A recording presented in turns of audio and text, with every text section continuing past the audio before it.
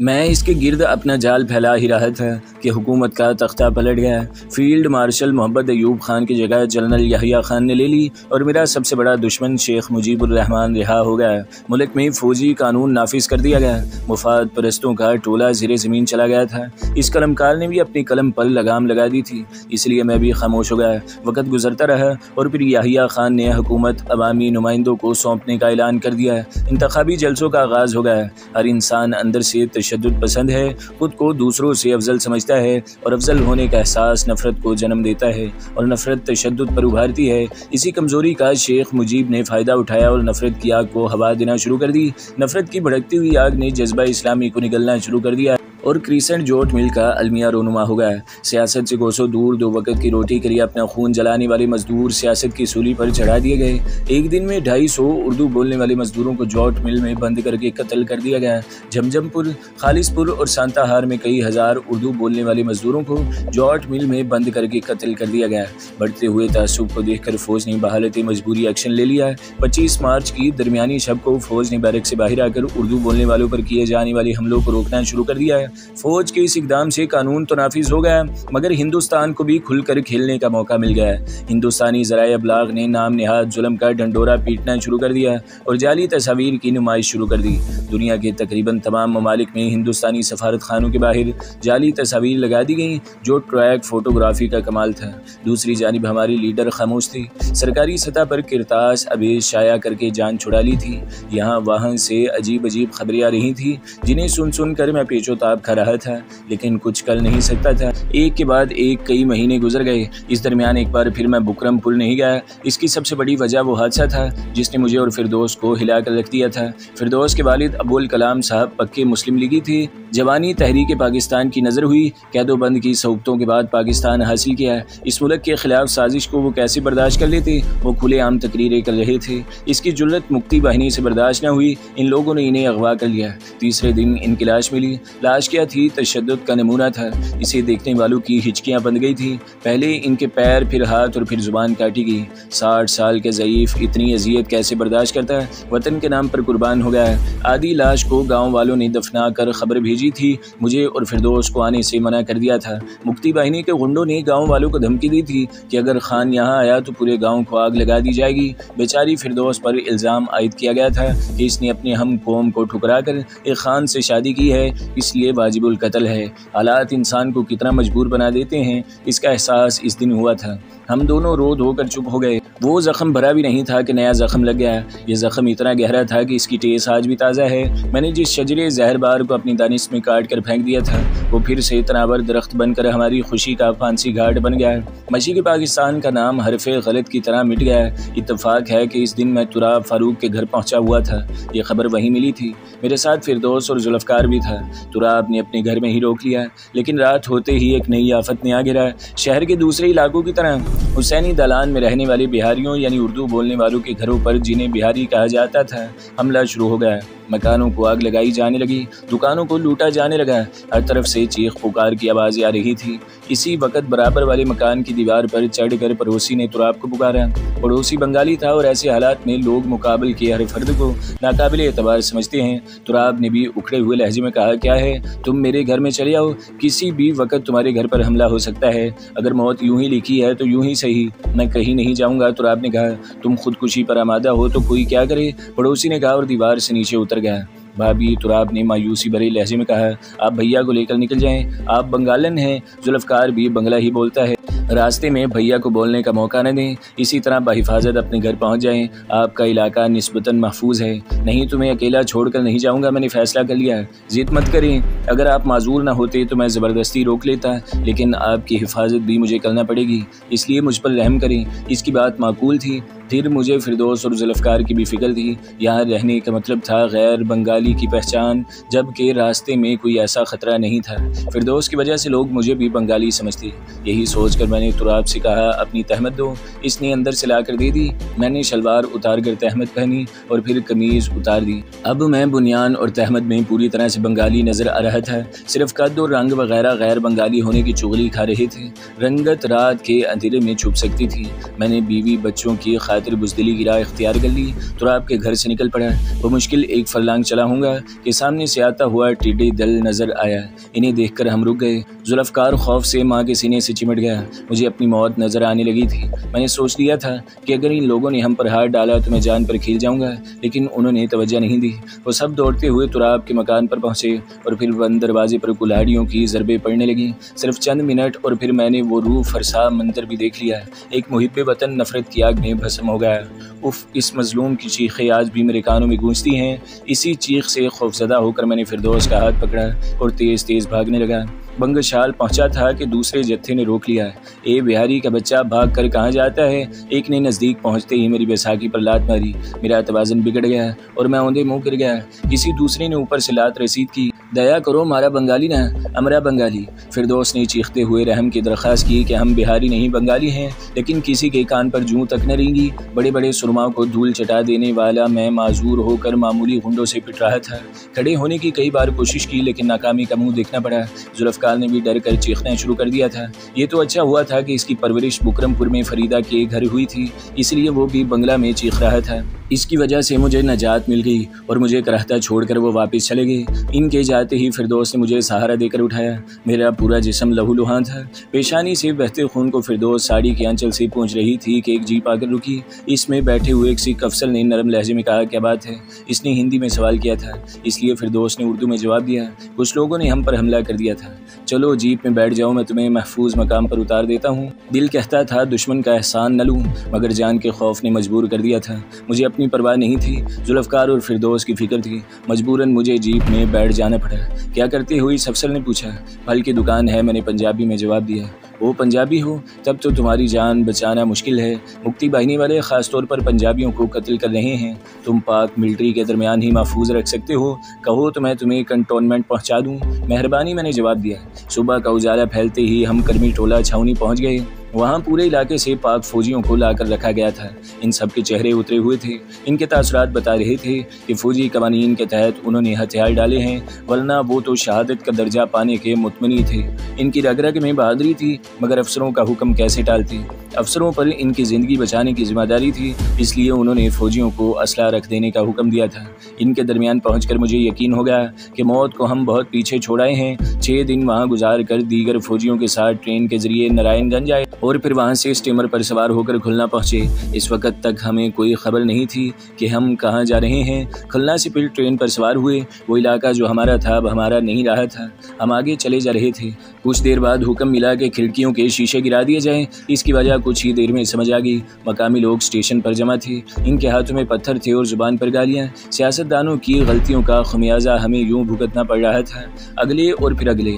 ہر station پر ایک سا منظر تھا۔ گالیوں اور پتھروں کی بارش سے گزر کر ہم ہندوستان کی سرحد میں داخل ہوئے۔ اس علاقے میں بھی اسٹیشنوں پر ہجوم نظر آتا، مگر سب خاموش تماشائی بنے ہمیں حقارت کی نظروں سے دیکھتے۔ ان کی حقارت بھری مسکراہٹ ہمیں گالیوں اور پتھروں سے بھی زیادہ چبھتی محسوس ہوئی۔ 2 دن کا سفر طے کر کے ہماری ٹرین الہ آباد پہنچی۔ اسٹیشن پر 8 گھنٹے گاڑی کھڑی رہی، یا یوں سمجھے کہ ہم چڑیا گھر کے جانور تھے اور ہماری نمائش ہو رہی تھی۔ پورا شہر ہمیں دیکھنے کے لیے ٹوٹ پڑا تھا۔ شام کا دھندلکا پھیلتے ہی ہماری ٹرین پھر سے چل پڑی۔ ایک رات کا سفر طے کر کے ہم میرٹھ پہنچے۔ میرٹھ اسٹیشن کے بعد ایک چھوٹا سا ہالٹ اسٹیشن پرتارپور آتا تھا۔ اسی ہالٹ اسٹیشن پر ہمیں اتارا گیا۔ اسٹیشن کے باہر بسیں کھڑی تھیں، ہمیں ان میں بیٹھنے کا حکم دیا گیا۔ ایک تو شام کا ملگجاں اندھیرا، ان پر بسوں کے شیشوں پر کالا رنگ، ہم باہر کا نظارہ کرنے سے بھی قاصر تھے۔ شاید وہ یہ راستہ خفیہ رکھنا چاہتے تھے جس پر ہم آگے بڑھ رہے تھے۔ اسی طرح خاصا وقت گزر گیا اور شام رات میں تبدیل ہو گئی۔ اس اندھیرے میں ونڈو اسکرین سے دور، بہت دور ہماری نظروں نے روشنیاں دیکھی۔ اونچے اونچے کھمبوں پر ٹیوب لائٹس روشن تھی اور ان کے درمیان وسیع علاقہ گھرا ہوا تھا۔ ہم سمجھے کہ وہاں کوئی نمائش لگی ہے، کوئی میلہ سجا ہے، لیکن جب دیکھا کہ ہماری بسوں کا رخ انہی روشنیوں کی جانب ہے تو ذرا تجسس پیدا ہوا۔ تاہم اس وقت بھی یہ گمان غالب رہا کہ یہ کوئی رہائشی کالونی ہے جہاں روشنیوں کا نظارہ بہت اچھا ہے، شاید ہمیں اسی کالونی میں رکھا جائے گا۔ اسی خیال میں غرق تھے کہ جلد ہی ہمارے سامنے تاروں کا جال واضح ہونے لگا۔ تقریباً 14-15 فیٹ بلند بانسوں پر تاروں کا جال سا بنا ہوا تھا، اس کے اندر بیرکس تھی۔ میں اس غلط فہمی میں مبتلا تھا کہ یہ آرمی کا علاقہ ہے جسے انہوں نے تاروں کے ذریعے محفوظ کر رکھا ہے اور شاید عارضی طور پر ہمیں یہاں رکھا جائے گا۔ ہماری گاڑیاں آہستہ آہستہ آگے بڑھ رہی تھیں۔ تھوڑی ہی دیر میں میری نظروں نے ان خاردار تاروں کے درمیان ایک بورڈ آویزہ دیکھا۔ میں نے اسے پڑھنے کی کوشش کی۔ سرچ لائٹ کی روشنی میں بورڈ پر لکھی عبارت کو پڑھتے ہی میں چونک اٹھا۔ اس پر لکھا تھا، جنگی قیدیوں کا کیمپ نمبر 41۔ کیمپ کے اندر ہمیں بھیڑ بکریوں کی طرح ہانکا گیا۔ اندر پہنچتے ہی ہماری خوش فہمی دور ہو گئی۔ چھوٹے چھوٹے پنجرے سے بنے ہوئے تھے، ان میں ہم سب کو بند کر دیا گیا۔ رات گزری، صبح ہوئی اور گنتی کے نام پر ہم سب کو قطار میں کھڑا کر دیا گیا۔ آزادی کتنی بڑی نعمت ہے، اس کا احساس ہو گیا تھا۔ قیدی کس طرح اپنی حمیت کو مارنے پر مجبور ہوتے ہیں، ان کا نظارہ دیکھ رہا تھا۔ ذرا ذرا سی بات پر ہندوستانی سپاہی گالیاں دینے لگتے۔ افسران کا حکم اور عورتوں بچوں کا ساتھ تھا، اس لیے ہم سب خون کے گھونٹ پی کر رہ جاتے۔ لائن لگا کر کھانا لینا ہوتا، جو میرے لیے ناممکن سا تھا۔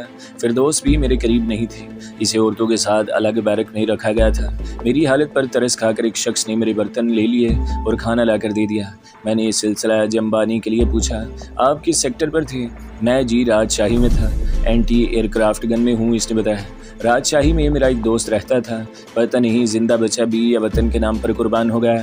میں نے لقمہ چباتے ہوئے کہا، کیا نام تھا؟ اس نے پوچھا۔ حمید ابڑو، سندھ کے ایک چھوٹے سے گاؤں کا تھا، نوکری نے اسے اتنی دور لا پھینکا تھا۔ حمید ابڑو، وہی جو PWD میں کام کرتا تھا؟ ہاں، وہ تعظیم کے قابل ہے۔ فوجیوں کی اس نے بہت مدد کی، لیکن قسمت میں تو کچھ اور ہی لکھا تھا۔ ہماری کوششیں ضائع گئیں اور ملک محکوم ہو گیا۔ جس دن سرنڈر کی خبر آئی وہ میرے ہی پاس تھا۔ اس نے یہ حوصلہ شکن خبر سنتے ہی کہا، سائی میں آزاد پیدا ہوا، آزاد ملک کا باشندہ ہوں، آزاد مروں گا۔ جب تم لوٹ کر وطن جانا تو میرے ملک کی مٹی کو چوم کر کہنا، اے وطن ہم تیرا قرض چکا نہ سکے۔ اور پھر اس نے ایک ایسی حرکت کر ڈالی جس کا وہم و گمان بھی نہ تھا۔ اس نے میری رائفل اٹھا لی اور اپنے سینے پر رکھ کر ٹریگر دبا دیا۔ واقعی وہ آزاد مرا، اسے یاد کر کے وہ آبدیدہ ہو گیا۔ میری آنکھیں بھی بھر آئی تھیں، مجھ سے کھانا کھایا نہ گیا اور میں اٹھ کھڑا ہوا۔ پھر وہاں سے اٹھ کر برتن دھویا اور بیرک میں آ کر لیٹ گیا۔ دوسرا، تیسرا اور چوتھا دن بھی گزر گیا، نہ تو ہندوستانیوں نے کچھ بتایا اور نہ ریڈیو پاکستان سے کوئی حوصلہ افزا خبر سنی۔ جبکہ خبروں کے وقت بیرک کے باسی ریڈیو والوں کے گرد جمع ہو جاتے تھے۔ 5ویں دن میں نے راجشاہی والے سپاہی سلطان سے پوچھا، تمہارا گھر کہاں ہے؟ ملتان، اس نے جواب دیا۔ وہاں میرے 2 چھوٹے چھوٹے بچے ہیں۔ میری بیوی میری راہ دیکھ رہی ہے۔ وہ افق پر پتہ نہیں کیا دیکھنے لگا، شاید اسے بچوں کی یاد نے گھیر لیا تھا۔ وہ دل ہی دل میں رو رہا تھا۔ میں نے کہا، معلوم نہیں ہمیں کب آزادی ملے گی، کب اپنے وطن کی زیارت کروں گا۔ میرا بس چلے تو ان خاردار تاروں کو کاٹ کر نکل جاؤں۔ دل تو میرا بھی یہی چاہتا ہے، مگر معذوری اور بیوی بچوں کے ساتھ نے مجبور بنا دیا ہے۔ ہمت مردہ مدد خدا، اگر تم ہمت کرو تو میں تمہارا ساتھ دوں گا۔ ایسا کرو، کچھ اور آدمیوں کو اپنا ہم خیال بناؤ، میں تیار ہوں۔ میں آج سے کوشش شروع کر دیتا ہوں۔ سلطان اٹھ گیا۔ اس نے کئی دن کی تگ و دو کے بعد کئی سپاہیوں کو تیار کر لیا، جو اس بے غیرتی کی زندگی سے عاجز آ گئے تھے۔ ہندوستانی سپاہیوں کی جھڑکیوں، طنز اور زیادتیوں نے انہیں بیزار کر دیا تھا۔ کچھ ایسے لوگ بھی تھے جو خود فرار ہونا نہیں چاہتے تھے، مگر ساتھ دینے پر رضامند تھے۔ وہ کیمپ میں رہتے ہوئے مدد کرنا چاہتے تھے۔ صبح کے وقت عورتوں کو مردوں سے ملنے کی اجازت تھی۔ میں نے اپنا پلان فردوس کو بتا دیا تھا، وہ بھی ساتھ دینے پر آمادہ ہو گئی۔ فرار کے لیے بقر عید کی 28 تاریخ مقرر کی گئی تھی۔ ہم سب انگلیوں پر دن گن رہے تھے، ضروری سامان بھی جمع کر لیا تھا۔ خدا خدا کر کے 28 تاریخ آ گئی۔ اس دن ہم سب دھڑکتے دل کے ساتھ رات کے اندھیرے کا انتظار کر رہے تھے۔ 1 ماہ سے کی جانے والی تیاری مکمل ہو چکی تھی، پلان بھی ہر طرح سے مکمل تھا۔ ہم نے جی جان سے محنت کی تھی۔ میں نے اپنی بیساکھی سے پھاوڑے کا کام لیا تھا اور دن رات کام کیا تھا۔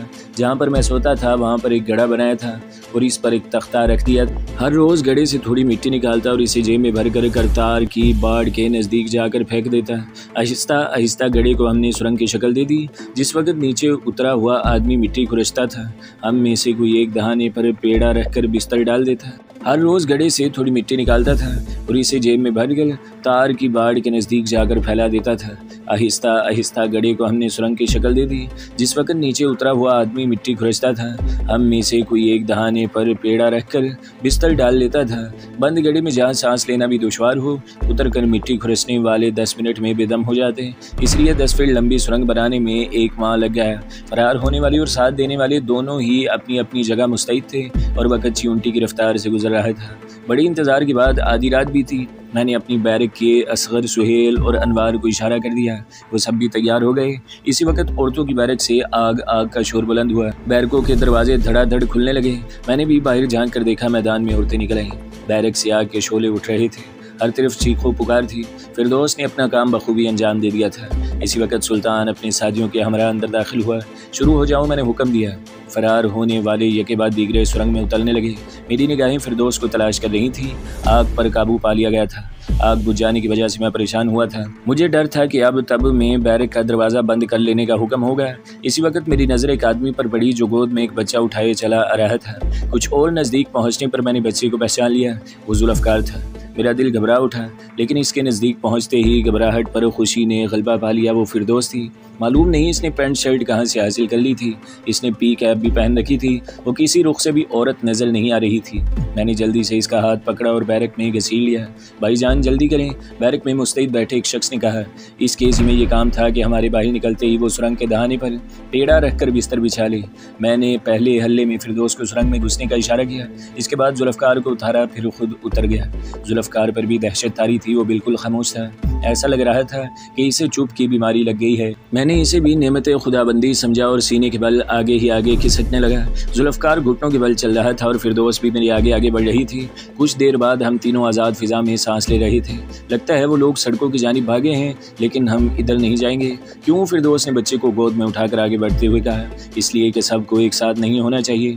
इस तरह सब के सब पकड़े जाएंगे, फिर तलाश भी शुरू होगी तो सड़क से हम उल्टी तरफ जाएंगे। फिरदौस इसी जानिब बढ़ने लगी। सर्च लाइट की रोशनी से बचते बचाते हम काफ़ी दूर निकल आए। सामने की जानिब काफ़ी दूर एक गांव दिखाई दे रहा था। गांव से कटकर चलना होगा। फिरदौस ने कहा। नहीं, हम सीधे चलेंगे ताकि दूर से देखने वाले यही समझे कि हम गांव में जाना चाहते हैं। कुछ दूर जाते ही कैंप की जानिब से गोलियां चलने की आवाज़ें आई। मैं समझ गया कि हमारे फरार की खबर इन्हें हो चुकी है। मैंने कदम तेज़ कर दिए। गांव के नज़दीक पहुंचते ही मैंने रास्ता तब्दील कर लिया। कुछ दूर जाकर मुझे गांव से कुछ फासले पर एक बस खड़ी नजर आई। इसके जानिब कुछ लोग पेट्रोमैक्स लेकर बढ़ रहे थे। बस की छत पर मुसाफिर बैठे थे। फिरदौस, हमें बस पर सवार हो जाने चाहिए, लेकिन हमारे पास तो टिकट के पैसे भी नहीं हैं। फिक्र न करो, कह देंगे कि पैसे घर भूल आए हैं और तुम्हारे गले की जंजीर दे देंगे। सोने की चैन के बदले कुछ पैसे भी मिल जाएंगे। जैसी मर्जी फिरदौस ने इसी जानिब कदम बढ़ा दिए। अगरचे बैसाखी के साथ तेज़ चलना मुश्किल था, फिर भी हम भागम भाग बस में सवार हो गए। कुछ देर बाद बस चल पड़ी। वो अंधेरी रात का सीना चीरते हुए नामालूम मंजिल की जानिब भाग रही थी। थकन और शबे बेदारी ने फिरदौस पर गनूदगी सी तारी कर दी थी। वो मेरे शाने से टिक कर सो गई। जुल्फ़कार भी सो गया। बस के हल्के हल्के झटकों ने मुझे भी थपकियाँ देना शुरू कर दी और मैं भी बेखबर सो गया। आँख खुली तो देखा सुबह की सफ़ेदी फैल रही थी। दूसरे मुसाफिर भी जाग रहे थे। मैंने निगाहें घुमाकर जायज़ा लिया तो मेरा दिल धक से रह गया। कई मुसाफिर हम दोनों को घूर रहे थे। कुछ देर बाद दूर से एक शहर के आसार नजर आने लगे। मैंने फिरदौस को भी बेदार कर दिया। हम दोनों सरगोशी में बातें कर रहे थे कि पिछली सीट वाले ने अपनी ज़ुबान में कुछ कहा। पूरी बात तो मेरी समझ में नहीं आई, मगर इसका माजी और ज़मीर समझ गया। वो मुझसे पूछ रहा था कि मैं किसका रिश्तेदार हूँ। इस सवाल पर मैं चकर गया। एक अजनबी रिश्तेदार के मतलब क्यों पूछ रहा है, लेकिन कुछ पल बाद इसकी वजह समझ में आ गई। दरअसल हम अंधेरे में बहुत सी गलती कर बैठे थे। वो बस आम मुसाफिरों के लिए नहीं थी। सामने की सीटों पर दुल्हा दुल्हन बैठे थे, यानी ये बारात पार्टी थी। गलती का एहसास होते ही मेरा दिल घबरा उठा। कहो भैया, बोलो ना ही, इसने फिर सवाल किया। पूरी बारात मेरी जानिब देख रही थी। भाईजान, मुझसे गलती हो गई, मैं इसे आम बस समझा था। मैंने सर झुकाकर कहा। मेरे जवाब पर पूरी बस ज़ाफ़रानी ज़ार बन गई। एक शख्स जिसने गुलाबी पगड़ी बांध रखी थी, इसने नज़दीक आकर कहा, कहाँ जाए हो? आप कहाँ जा रहे हैं? मैंने जवाब की जगह सवाल कर दिया। आगरा। मुझे भी आगरा ही जाना है, मैंने जल्दी से कहा। वाई, बहुत खूब। हम हो आगरा जात रहें और आप हो, इसने कहका लगाकर कहा। फिर इसने मुड़कर आवाज़ दी, ए हो राम शरण, भैया की तनी जलपान करायो। मैं समझा था कि इसने पान लाने को कहा है, लेकिन एक नोमल लड़का कागज़ की प्लेट में 2 लड्डू और सेमियाँ बांध कर ले आया। ये हमार ओर से जलपान है। इसने प्लेट लेकर हमारी जानिब बढ़ाई। फिर इसने फिरदौस पर नज़र टिकाते हुए कहा, ई का तोहार छोट भाई है? हाँ, मैंने बगैर सोचे समझे इस बात में सर हिला दिया। ए हो राम शरण, छोट भैया के ना दियो। देत बनी, राम शरण ने मज़ीद 2 प्लेट लाते हुए कहा। मैंने फिरदौस को खाने का इशारा करते हुए खुद भी खाना शुरू कर दिया।